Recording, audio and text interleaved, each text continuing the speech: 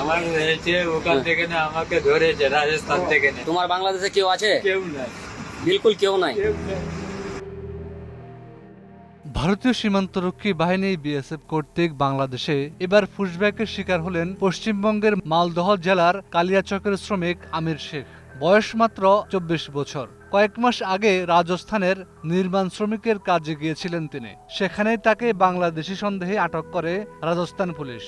Voter ID, আধার card সহ বৈধ নথিপত্র দেখালেও তাকে 2 মাস জেল হাজতে রাখা হয়। পরবর্তীতে বিএসএফ এর সহায়তায় বেআইনিভাবে বাংলাদেশের সাতক্ষীরায় পুশব্যাক করা হয়।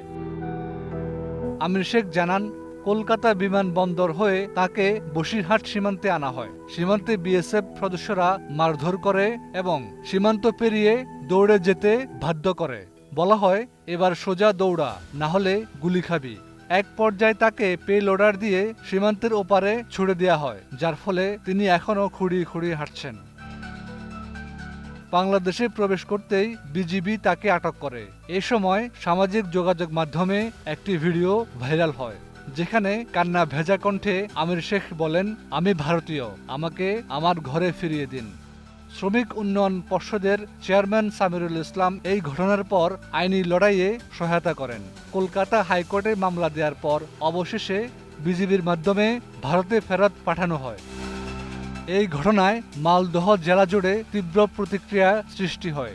মুখ্যমন্ত্রী মমতা বন্দ্যোপাধ্যায়ও বিধানসভায় ক্ষোভ প্রকাশ করে বলেন, বাংলায় কথা বললেই বাংলাদেশি তকমা দেয়া হচ্ছে। বৈধ নথিপত্র থাকা সত্ত্বেও মানুষকে বাংলাদেশে ঠেলে দেয়া হচ্ছে। তিনি বিজেপি শাসিত রাজ্যগুলির বিরুদ্ধে সরাসরি অভিযোগ তুলেন।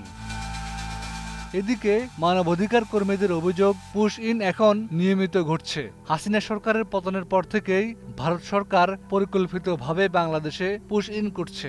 গত 5-6 মাসে সীমান্তবর্তী এলাকা থেকে এইভাবে জোরপূর্বক বাংলাদেশে ঠেলে দেয়া হচ্ছে মানুষদের। আর এর প্রধানতম শিকার বাংলাভাষী ভারতীয় মুসলিমরা। সাম্প্রতিক সময়ে বিএসএফ এর বিরুদ্ধে এই ধরনের অভিযোগ আরও বেড়েছে। মানবাধিকার সংগঠনগুলোর দাবি, গত 3 মাসেই 2000-এরও বেশি মানুষকে বাংলাদেশে ঠেলে দেওয়া হয়েছে। এর মধ্যে রোহিঙ্গা শরণার্থীরাও রয়েছেন। আন্তর্জাতিক অঙ্গনেও বিষয়টি আলোচনায় উঠে আসছে।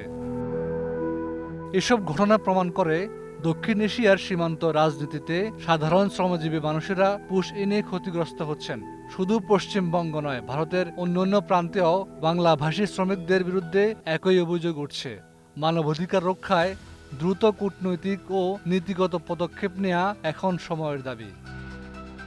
হাফিজুল্লাহ, একুশে টেলিভিশন।